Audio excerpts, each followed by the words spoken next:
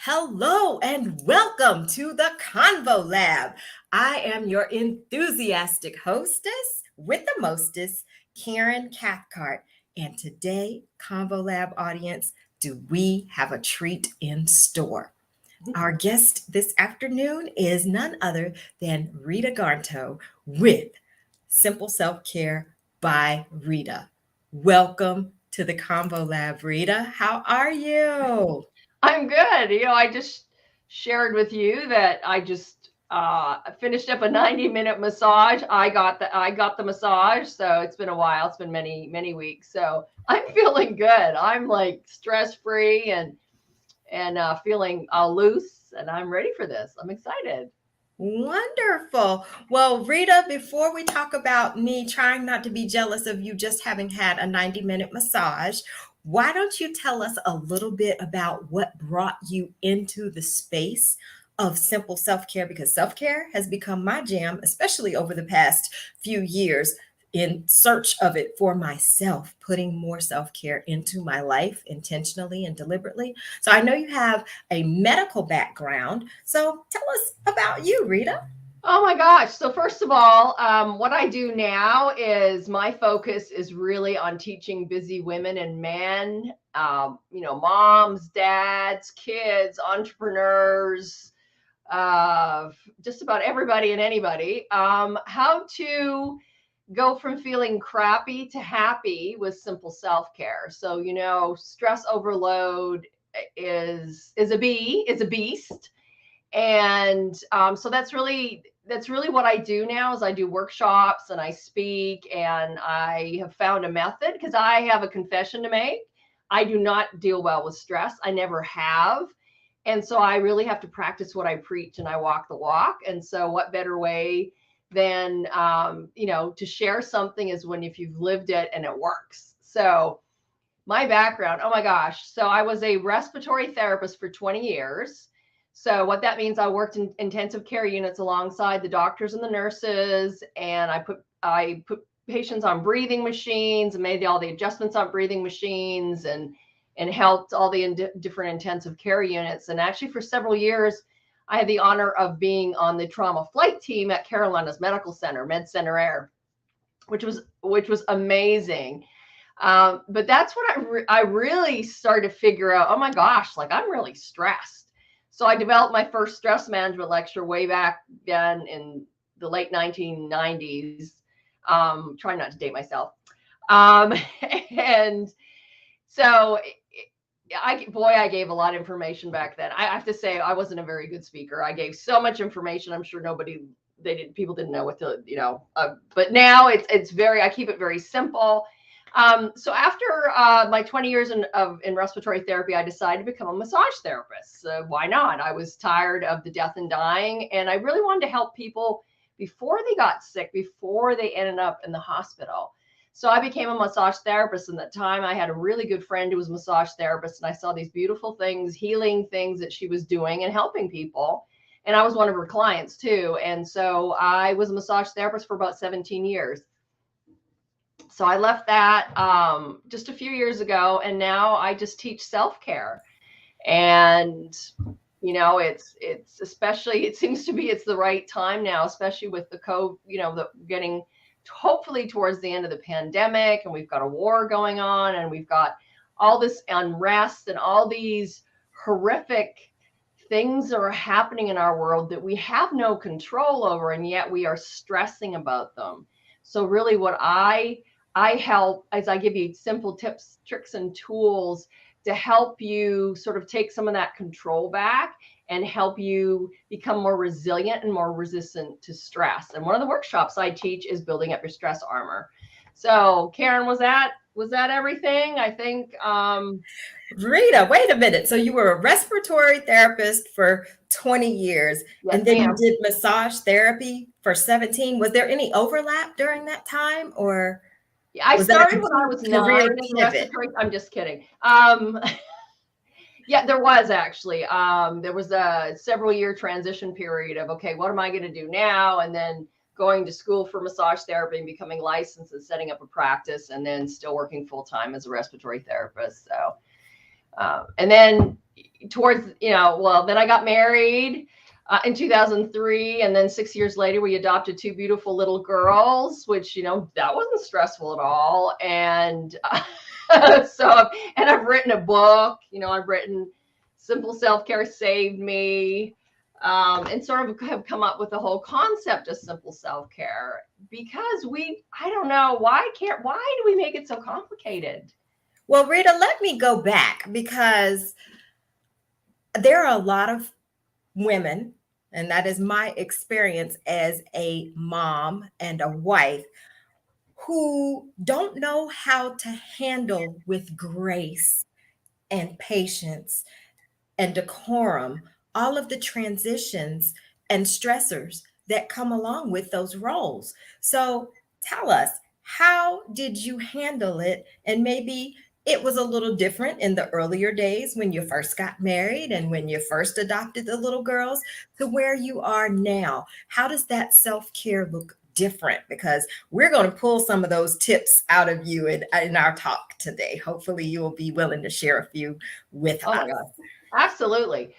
So when I became a mom, I was almost 46 years old, and had no idea, right? My husband and I, we've never had kids. We had no idea, even though, and it's funny now. I think it's funny now.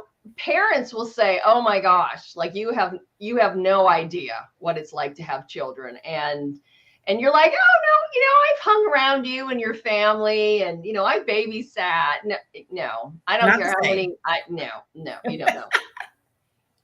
So 6 months after I became a mom, I found myself sobbing uncontrollably on the back deck, and I wasn't handling it well. I wasn't, imagine getting an 18-month-old and almost 2-year-old. So you've got these two little people. They're not just, it's not like I had twin babies, which has its own different kind of stress, but these are little walking, talking people that have already had some life, and they brought some of that not so good stuff with them. So trying to deal with all that, plus trying to be an entrepreneur and businesswoman running my massage business.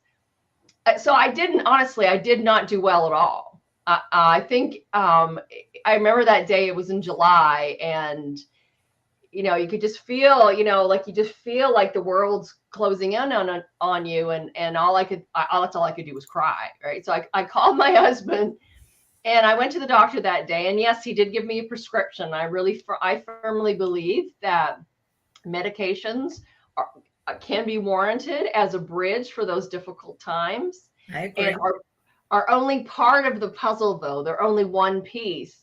And I remember my doctor said to me, "So what changes are you going to make?" And I kind of looked at him and said, "Well, you just gave me a prescription. Why do I have to make any changes?" Right? That was my thinking back then. Mhm. And when he said that, I'm like, "What? Really? I can take some control back. I have some control of my life, really." And so that's really started the whole concept of developing the concept of simple self-care. And really what I mean by simple self-care, it's those things you can slide into your day. Now, up to this point, I was a gym rat. So I would go way back from the 80s. We go at the gym. I lived at the gym, right? You go lift Right. weights, and I mean, it's awesome. That is great stress busting stuff. But when you're a mom with kids, I don't care how old they are, and maybe you're working and you have a business, or to find those 2 hours, first of all, in your day to go do that, and second of all, to actually have the energy for that, it wasn't working. Yeah.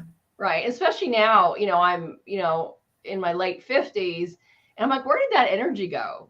Even though my girls are teenagers now, and, but so the simple piece is sliding things into your day. So for example, when I'm cleaning out the dishwasher, and this may sound really silly, but I will do some squats when I bend down to get the plates or something on the bottom rack. I will do a squat. That doesn't sound silly at all because I find myself looking at my step counter when I'm brushing my teeth. I'm like, oh, if I step side to side, I get a few extra steps in. Exactly.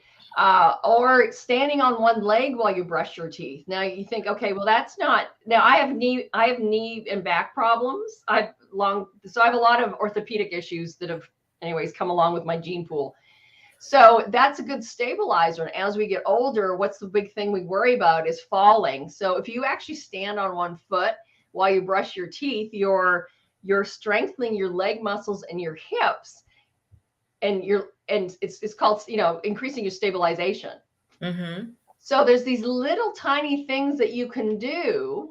When I get out of bed and I walk into the kitchen for my coffee, I'm doing some shoulder rolls. Like, let's get rid of some of that tension and increase the blood flow to these really tight muscles that are like this all day. Or if I carry a purse, I carry my purse like this. Our purses, which are too heavy, Are too heavy. self-confession. You should actually be carrying them by the handles. Oh, Because then that'll pull down, as opposed to you scrunching your levator, scapulae, scrunching it up. So that's that muscle that moves your. Anyways, I'm a science nerd. well, we So need to know why we're having these little kinks and cricks when we lay down in our beds, and then you get a new mattress and you get a new pillow, and it's like, I still need more stuff to, stick underneath there. and we've forgotten that stretching is so important. Yeah. So really, when you look at arthritis, whether it's in your neck, your shoulders, your back, your knees, it's caused by muscle imbalances. So you've got muscle groups that balance one another out. And so, for example, if the front of your legs is stronger than the back of your legs, your hamstrings, then that creates an imbalance in your lower back, and then it shifts your pelvis. And then and if your right leg, if you're like, so I'm right hand dominant. So if I'm right leg dominant as well, so if that leg's going to be stronger, then I may be creating some imbalances in my hips where I've got one hip higher than the other. And then you're getting uneven wear on your hip joint, your knee joint. I mean, it's all kinds of things. So, so being a science geek, and even though I joke about that, I want to know why. I've always wanted to know, like, why. Because don't you feel like, Kayren, if you know why, you're more likely to do it?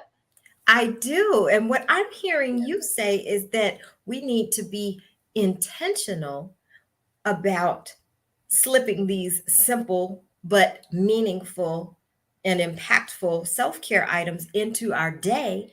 And then what I also heard you say was that you have found the power of micro actions.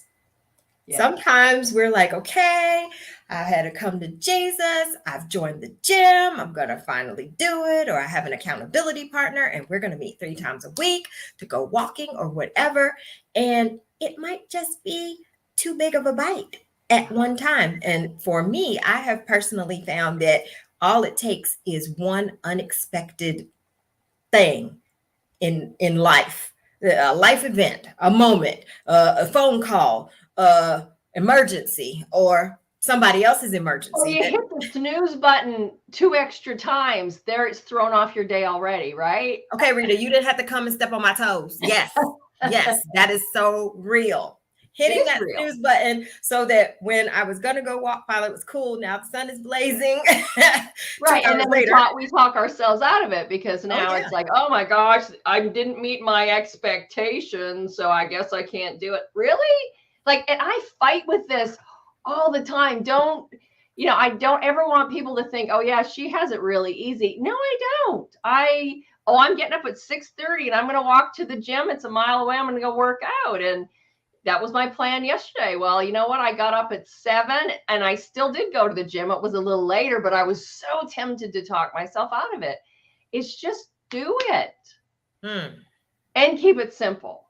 Like, and so it's funny what you said about, okay, now I've joined the gym, I have an accountability partner, and I'm going to do this and this. In the past, I've held master classes or a master class series, whatever.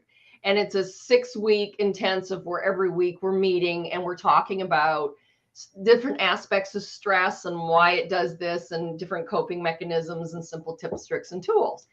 And at the end of every session, it's like, okay, what is your one thing? We see one thing, Kayren, that you are going to do this next week. Okay. One, and I keep saying one thing. Inevitably, in every class, there is someone that says, well, I'm now going to work out for 2 hours every day. I'm only going to eat green food. I'm going to get to bed at 8 o'clock every night and sleep till 6. And I don't know, I'm going to stand on my head for 4 hours every day. So I'm exaggerating, but you know what I'm saying? We say, I'm going to go to the gym every day. I'm going to stop eating sugar every day. I'm going to eat only green things. I'm going to do this. I'm going to do this. It's overwhelming. Yeah. So day 1, you're like, yeah. Day 2, you're like, day 3, you're in the drive-through for donuts. Because I missed them for 3 days.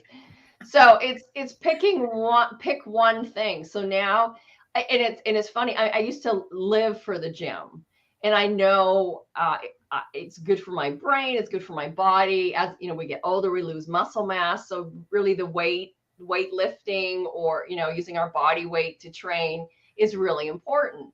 So now I tell myself, let me just go to the gym and I'm going to do one exercise. So that's my minimum. That's walk to the gym. It's only a mile. I love walking with my, playlist, and I'm going to do one exercise. Now, if I get in the door and do that one exercise and I leave again, I've still met my goal because I've still made it to the gym. But probably what's going to happen is I might do 2 exercises, do my stretches and abs, hit the hydro massage table at Planet Fitness, and then go home. So it builds. And then the more it's like, ooh, I'm feeling better. This is this is working. It slowly starts to increase. And it's such a process. And we've forgotten that in this instant gratification. Yeah. Help us with being patient with ourselves. I know that you told me during a previous conversation, Kayren, you got to change your expectations. So some of us have dealt with perfectionism in the past. Mm-hmm. Some of us might be overachievers. I know, right? Guilty. How do we release that so that we are super grateful and appreciative for, in this moment in my 40s, I may not have gone and hit the gym for 2 hours, but you know what? I walked 30 minutes before my meeting in the middle of the day and I got something in. How do we shift that narrative?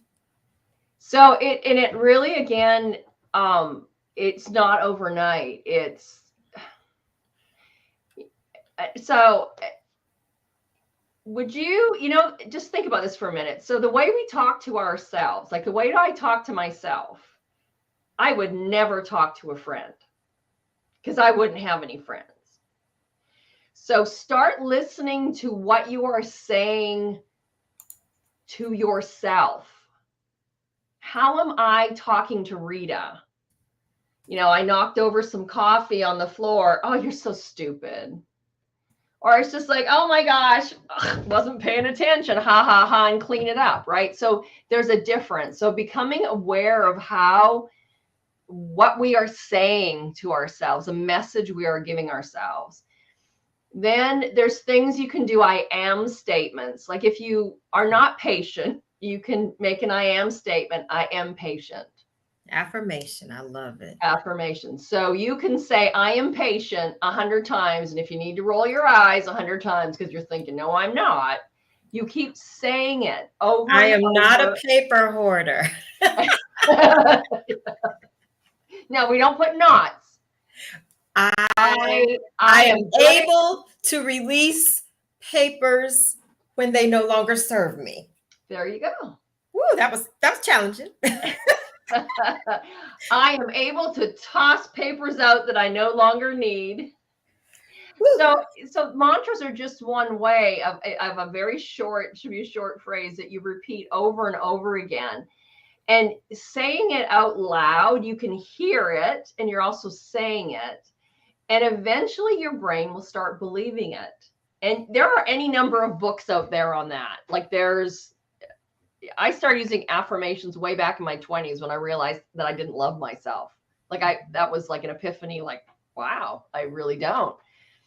So you can, it's a process, and reminding yourself one step at a time, it's a process. Now, if you're a list, you make lists, right? And you've got a list of 20 things that you wanted to get done today. And you look at that list and you see that 15 of them are done. What do you say to yourself? Yay me, I got 15 done. No, you know what we're doing? Oh man, I didn't get those 5 things done. So flip it around. What did you accomplish today? At the end of the day, said, you know what? I threw in a load of laundry. I pulled some weeds. I've been on a Zoom with the great Kayren Cathcart. I've been, I got my massage. I did some groceries, and I've got dinner in the crock pot. I made the bed. I got dressed. And some days that's all it is. No. I'm like looking at you and seeing your cape blowing in the wind. I'm like, you did laundry today and it's not the weekend? I was like so impressed. But seriously, I didn't. That was just an example. Oh, okay. Well, that was a good example. Crock pot dinner was yesterday. I love it. But that is exactly the point I wanted to make. We are so used to multitasking and layering and putting things into one big old conglomeration. I am so guilty of doing this because I'm a connectedness person, and I believe that everything is related to everything else. And it's sometimes very hard for me to break that apart and compartmentalize. It's like, okay, well, I've got the ground beef thawing right now. And true point, I had 45 minutes before we were to start this interview. I was like, okay, at least I could brown the ground beef. And I'm like, no, because then I'm going to want to throw the onions in. Then I'm going to get to this late. Then I'm going to be all frazzled. And I'm going to be smelling like food while we're doing our interview. And I was like, just stop, Kayren. You're doing too much. Slow down. Enjoy cooking later on this evening, but be present in this moment. I mean, I really had to talk myself off of that ledge. And I don't think I started seeing the connection between that process of slowing down and self-care until over this past year. Because it's like when we were at home during the pandemic, it's like, okay, well, I'm home. So I could do this and this and this and this. And we didn't think about being on a Zoom meeting while scrolling on our phone, while responding to something for a child's doctor's appointment as being multitasking, because same environment, same surroundings, but we were layering on more and more. And I think we have to give ourselves permission to just do that one thing. Like you said, it's like, well, you're not doing anything, one thing, but that could be so powerful. It's like that it's all tied in with the expectation. It's like, yeah, and I honestly, accomplished one thing today. First of all, you have to ask yourself, other than yourself, who cares? Like, I mean, really, who's judging you? Like, I don't know. I'm not living reality TV. Not everybody's seeing everything. And frankly, you don't care. I mean, honestly, Kayren, you don't care if I have crock-pot dinner from last night leftovers, or I'm able to cook something. Like, nobody, like it. You're saying that we have an inflated sense of self-importance and self-expectations. I grew up, my mom was a super mom of the 70s. So that's a generation that started working and being the mom and doing everything. Dads at that point weren't helping. My mom was on Valium, which was the high blood pressure drug of the decade in Canada, So she had, high blood pressure, high anxiety, and she was on Valium.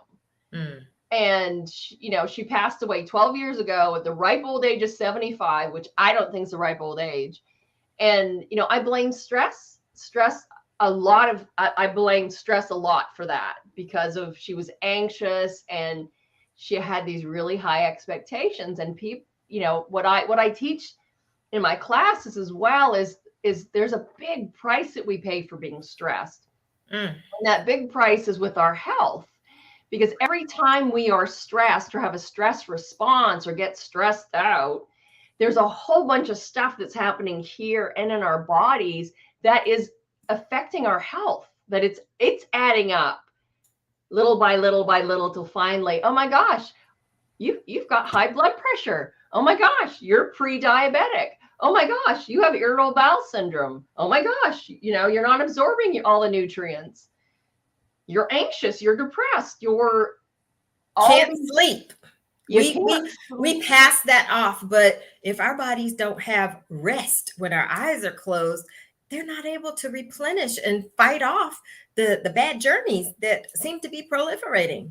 Yes. And so in a prime example, I shared with you off air, we had a very stressful situation, family situation in May. We had so there was just a difficult choice we had to make. And I was so stressed out. I haven't been that stressed out in a long time. And I came down with COVID. I tested positive. And this is week 4. It was 4 weeks ago that I first had symptoms. And I'm nasal, I'm coughing. And I know that in those few weeks before and after I got it, your immune system shuts down. Every time you have a stress response, your body needs the energy for you to fight or run away. And so it's going to give that energy to your heart and your lungs and your muscles. And so the systems that don't contribute to life or death in this moment, digestion, immune system, growth and tissue repair, it all gets pushed, it gets shut off until you're calm and relaxed, and then those systems can kick on again. Okay, my mind is officially blown because in our 24/7 on environment, it's like, okay, once we fought off with our shield and our sword, one stressor, here comes another one. Right. And so we don't have a chance. So this simple self-care. So the last couple of weeks I've really stepped back, and I really had to work with the guilt. Like, oh my gosh, you should be in your office and you should be doing this and you should be, and I'm like, no, your body didn't feel like it. I don't feel well. I'm mentally and physically exhausted. Yeah. I would take my cup of coffee or my cup of tea or water, whatever, and I'd sit out in our backyard. And I would just stop and listen to the birds. I love flowers. I have hundreds of lilies in my backyard, all different kinds. So they all bloom at different times. And I really started to notice, oh my gosh, look at the azaleas were blooming in March. And then the rose bush, like poof, burst into color in April. And now it's the lilies. And I stop and I look at the colors, the little lines of different colors in the flowers, and really very intentional and purposeful is what 2 words, intention and purpose, for your simple self-care. And you mentioned that earlier, like just I'm learning. like really stop. Yeah. And it's hard because, like you said, man, I got things to do. But if you're, I don't know, I read something. I love Brene Brown, and so one of the things that I read a while back was, being aware of when you're productive and you're not productive. So for example, I'm really good in the mornings, got my coffee going. I'm like my energy. I've got 2-3 good hours in the morning. So then in the afternoon, I'm sort of lagging. So what I've learned is things that need high energy, or if I'm prepping for a workshop or I'm prepping for a presentation or something that needs a lot of creative juices, I will schedule those for the morning because I know my energy is the best. And in the afternoon, I can do more mundane things. Maybe I'll work on my accounting, or maybe I'll look at the calendar, or I'll data entry, or I'll, do some planning or something, whatever your realm is. Um, so it's understanding when you are productive. And so, for Right. example, say, after you get off this call, we're both exhausted, but oh my gosh, I still need to do A, B, C, X, Y, Z, right? But if I'm going to sit here and procrastinate and watch some cute little kitty videos, right? Or I'm going to do something completely, even though I am sitting here working, but I'm really not. What's the point? So why don't I step away and go do something else for half an hour, knowing then I'll come back and I'll do my ABCXYZ? Does that make sense? I love using the hashtag permission granted because often we don't give ourselves permission to rest. And I believe that rest is a key and critical component of self care. At least I found that for me because I'm usually in motion most of the time. It's like because we as women, we can always find something that needs to be done. But I'm like, you know what? I got able bodied people who live in my house that know where the dish soap is and they know where the laundry detergent is and they even know where the toilet brush is. And I had to take that expectation off of myself and the unfruitful wishing of where is the fairy that comes in and just dusts? Haven't seen her yet. I said, I guess I'm looking at her in the mirror, but I'm like, I don't feel like this right now. I Yeah. don't want to use my energy to do this. Now, I found that sometimes at night before I get in the shower, then I can, okay, I have nothing left mental capacity wise. I'll just clean the bathroom, get in the shower, and then fall in the bed.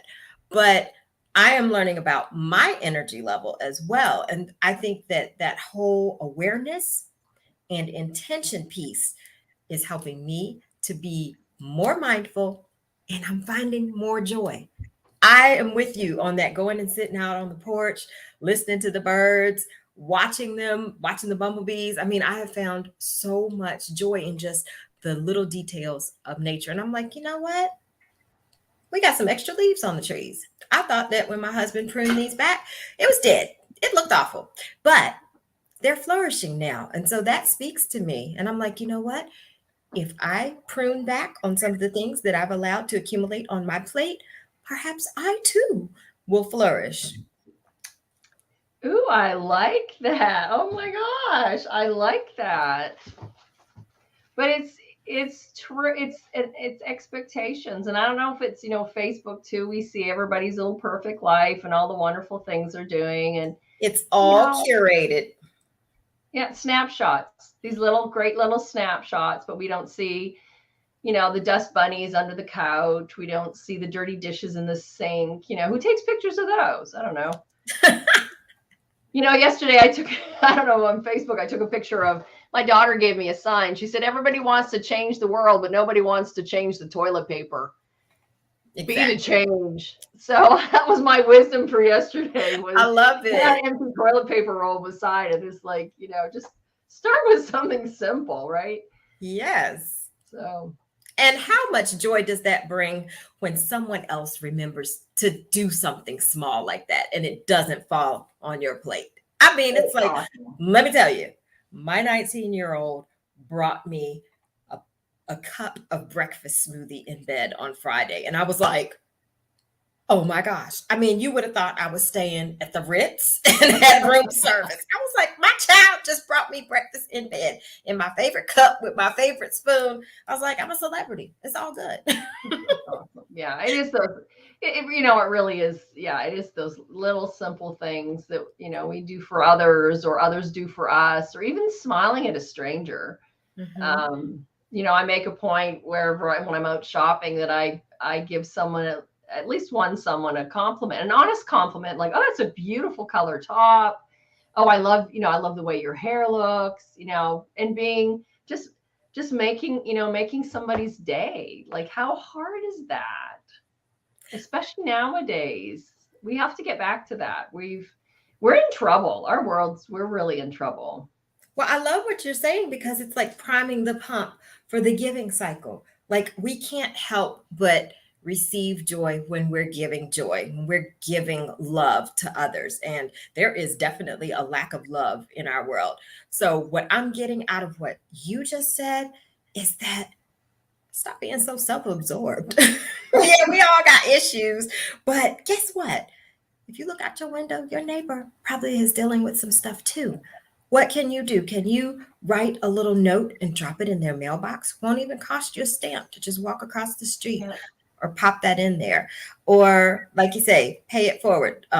Pay for the coffee of the person in line behind you or whatever. Like, I sat on a scholarship awards ceremony this past week, and they were announcing scholarships for the students, and some of them were like $700, some were 500, a couple of them were 1,000 or 2,000, and I was like, this is like Oprah giving away cars. This, and it sparked something in me. I said, I think I want to do that. I think I want to be able to give scholarships away. And I was like, I'm in my mid 40s. I received scholarships to go to college.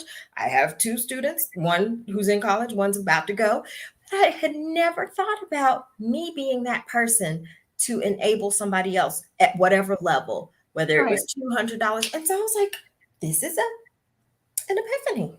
This is a moment. I was like, okay, I'm going to work towards that. And like you say, Because again, starting that small.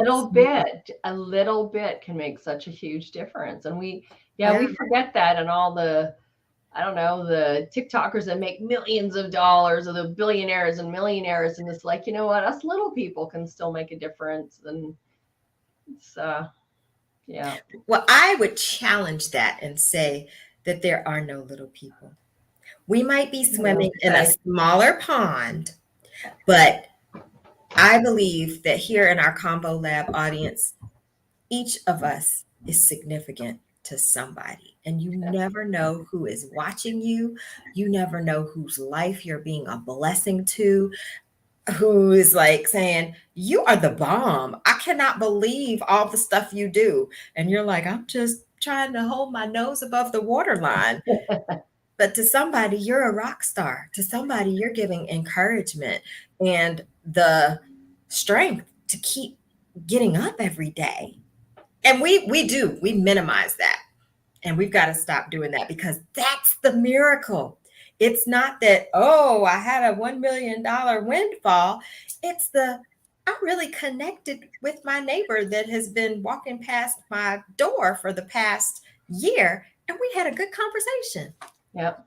And I didn't know that her family was from where my family's from, or Exactly. and I also, with that, I like to remind everyone we all have a story, right? Yes. And that story is important.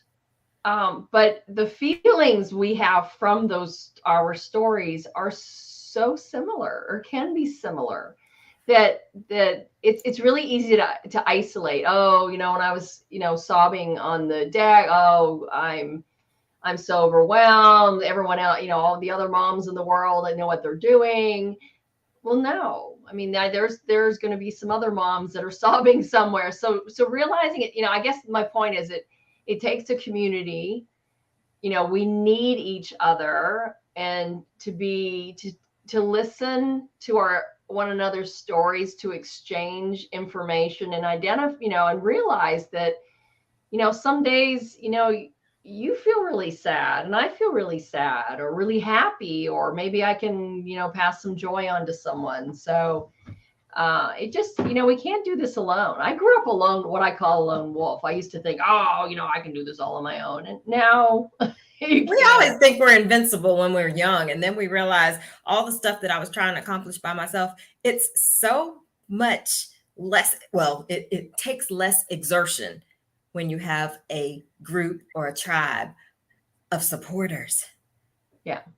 And you don't, we're the expert in our thing, right? We don't have to be expert in everything. We also have, our community and our circles and our peeps and people out there that they have their gifts and their skills. And if we all work together, then we can make sort of this beautiful machinery of life work, I guess. I don't know. So I love it. Well, I think you have a workshop coming up Do people just need to go to your website or connect with you on Insta to get more information about Either that? or. The workshop is on Saturday. Let me get the date right. June 25th. It's in South Charlotte. It's from Okay. 11 a.m. to 1 p.m. and And it's in person, not virtual, correct? it's in person. I actually in the fall, I think I'm going to start doing some virtual. Besides, I do monthly. I typically do one self-care workshop a month. I think I'm going to need to enroll just as a treat to myself. That'd be awesome. Right now, I have an early bird special. So if you go to my website and look for self-care experiences and look for the stress armor one, that one is going to happen there. And I actually, what's really awesome is because I hesitate to call them workshops. I still call them that, but they're really self-care experiences. And what Ooh. I do is I invite I have sponsors. And so there are other self-care sponsors. Because remember at the beginning, we talked about, I mentioned like medication is one piece of the puzzle. Well, there's lots of pieces to the puzzle. And so these different vendors or sponsors, I think in this one, I'm going to have the tea. Yes, Darling Tea. She's going to be there. I'm going to have Magic Hill Candles, Alpha Stem. I have a couple others that are going to be there as well. So there's actually going to be five different vendors. And just to share, different things resonate with all of us. So just to find your pieces to your puzzle and to kind of fill up that, your self-care cup. So Oh, I like that's that. another fun Fill up aspect. your self-care cup. Well, Yeah. Rita, I am going to take this to a single view and let you have the closing words Oh to my. our audience, what you would like. Well, of course, I'm going to have the last word, but whatever you'd like to share as a final thought that should resonate with us about self-care. Okay. All right. So there's a quote I usually end with, and it is take care of your body. It is the only one you will ever own. And, I really think, honor yourself, and self-care is not selfish.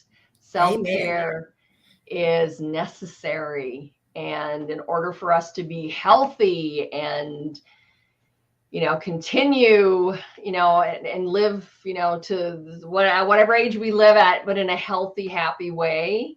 We really need to do our self-care. So take care of your body. It is the only one you will ever own.